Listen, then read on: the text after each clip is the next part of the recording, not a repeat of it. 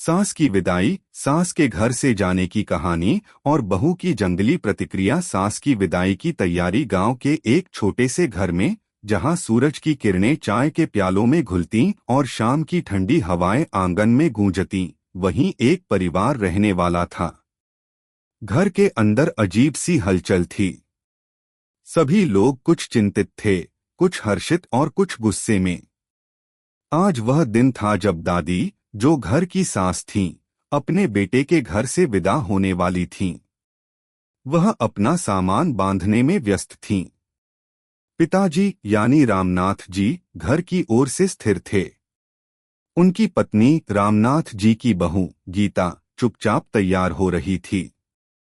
अगर आप अपनी माँ से प्यार करते हो और उनको हमेशा खुश देखना चाहते हो तो चैनल को सब्सक्राइब करो, लाइक करो, हर हर महादेव कमेंट करो। बहुत ही जल्द आपको खुशखबरी मिलेगी। प्लीज वीडियो को लास्ट तक जरूर देखें। अब आगे सुने। सास का घर से जाना एक बड़ी घटना थी। इसका मतलब था कि घर में सास के बिना सारे नियमों और व्यवस्थाओं में बदलाव आ जाएगा। सास के रहते घर में हमेशा कुछ न कुछ नियमों की चहल पहल बनी रहती थी, लेकिन अब इन सबका खात्मा होने वाला था। लेकिन गीता की यह विदाई पर प्रतिक्रिया चुप नहीं बैठने वाली थी। उसका मन किसी और ही दिशा में बह रहा था। वह सास के जाने के बाद अपनी दुनिया में नए परिवर्तन की उम्मीद कर रही थी। माँ, आप जल्दी से तैयार हो जाइए, ट्रेन के लिए देर हो जाएगी, गीता ने सास से कहा, लेकिन उसके शब्दों में कोई प्रेम या दुख नहीं था। सास ने अपनी आंखों को पोंछते हुए धीमी आवाज में कहा, तुम सबको तो यही लगता है कि मैं बहुत परेशान करती थी, लेकिन घर के बिना क्या मैं भी कुछ हूँ? कोई भी घर तब तक नहीं चलता जब तक एक सास न हो। गीता ने धीरे से अपना सिर झुका लिया, जैसे उसने कभी उस आंगन को महसूस नहीं किया हो। बहू की जंगली प्रतिक्रिया। सास की विदाई का दिन था। परिवार में सब कुछ हलचल में था। जैसे ही सास ट्रेन स्टेशन के लिए निकली, गीता का चेहरा एक अजीब से ताजगी से भर गया। उसकी आंखों में जो रोशनी थी, वह किसी प्रकार की हलचल की प्रतीक थी। सास की विदाई के बाद गीता के मन में गहरी खुशियां और एक तरह की बगावत छिपी हुई थी। अब तो सब कुछ मेरी इच्छा के मुताबिक होगा, गीता ने अपने आप से कहा। गीता का जंगली पक्ष सामने आ रहा था। वह अपने तरीके से जीने की सोच रही थी।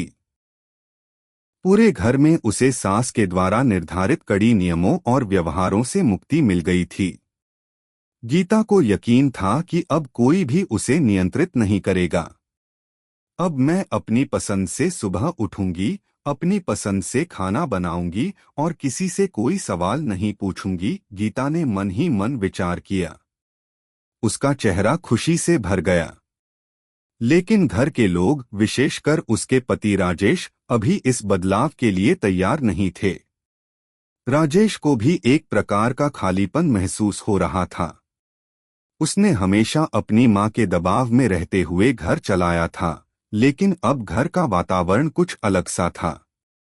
उसे यह समझने में समय लग रहा था कि सास के बिना घर में किस तरह का बदलाव आएगा।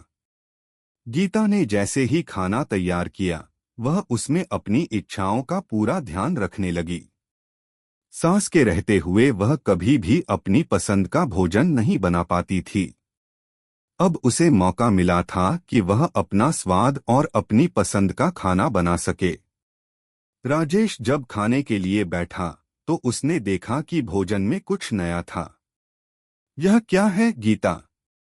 यह तो बहुत मसालेदार है, मम्मी कभी इतना मसाला नहीं डालती थीं, राजेश ने हैरान होकर कहा।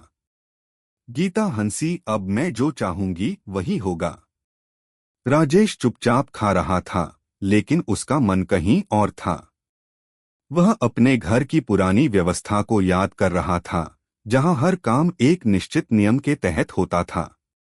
सास की उपस्थिति में घर में एक अनुशासन था, जो अब खो गया था। सास के बिना घर का नया माहौल। सास के जाने के बाद घर की व्यवस्था पूरी तरह से बदल गई।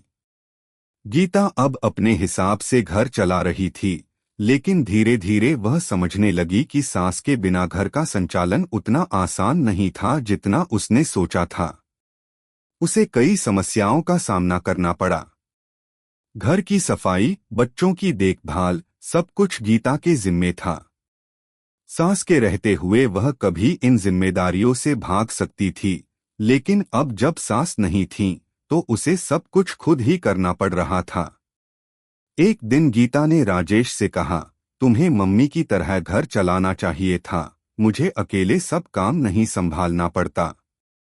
राजेश थोड़ा चौंका, क्या तुमने कभी खुद यह महसूस किया कि घर में एक सास की भूमिका कितनी महत्वपूर्ण होती है? उनके बिना हर चीज कच्ची लगती है। गीता ने सिर झुका लिया। अब उसे समझ में आ रहा था कि सास के बिना घर में सब कुछ न केवल बदलता है, बल्कि उसमें एक गहरी कमी भी महसूस होती है। सास की वापसी कुछ महीनों बाद सास घर वापस लौट आईं। वह देखना चाहती थीं कि गीता और राजेश ने घर कैसे चलाया। गीता का दिल थोड़ा भारी था, क्योंकि वह जानती थी कि सास के आने के बाद उसे अपनी स्वतंत्रता फिर से खोनी पड़ेगी। क्या हुआ? गीता सास ने घर में कदम रखते हुए पूछा, क्या घर संभालने में कोई समस्या हो रही है? गीता ने सिर झुका लिया। माँ, आप बिना घर का कोई काम सही से नहीं हो सकता। सास ने मुस्कुराते हुए कहा, मैं जानती थी कि तुम मेरी कमी महसूस करोगी। घर में अनुशासन और प्यार का संतुलन बहुत जरूरी होता है। गीता अब महसूस करने लगी थी कि सास का घर में होना और उनके द्वारा स्थापित की गई व्यवस्था कितनी महत्वपूर्ण थी। वह अपने विचारों में थोड़ी सी नरमी लाने लगी थी। सास की वापसी ने गीता को एक नई दृष्टि दी थी, जिसमें घर का संचालन केवल स्वतंत्रता से नहीं, बल्कि सामूहिक प्रयास से होता है। गीता ने अपने मन में एक नई सिखाई समझी और अपने परिवार के साथ मिलकर घर को फिर से खुशहाल बनाने की कोशिश की। अंततः यह कहानी इस बात की याद दिलाती है कि घर में प्यार, समझ और सामूहिक प्रयास सबसे महत्वपूर्ण होते हैं। सास और बहू का रिश्ता कभी भी सिर्फ आदेश और अनुशासन का नहीं होता, बल्कि यह एक जीवन का साझा अनुभव होता है, जो हर घर में अनिवार्य होता है। कैसी लगी आपको कहानी? प्लीज कमेंट करो, लाइक करो, सब्सक्राइब करो। धन्यवाद।